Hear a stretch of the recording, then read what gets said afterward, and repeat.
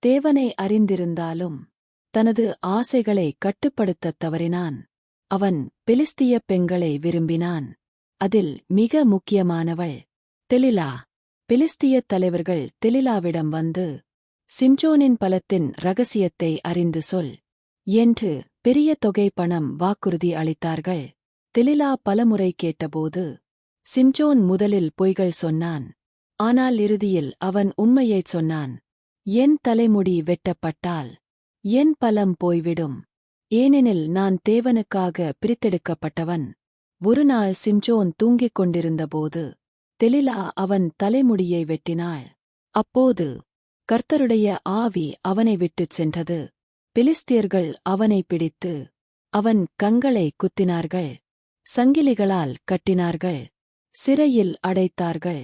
அவன் அடிமையாக அரைப்பணியில் ஈடுபடுத்தப்பட்டான்.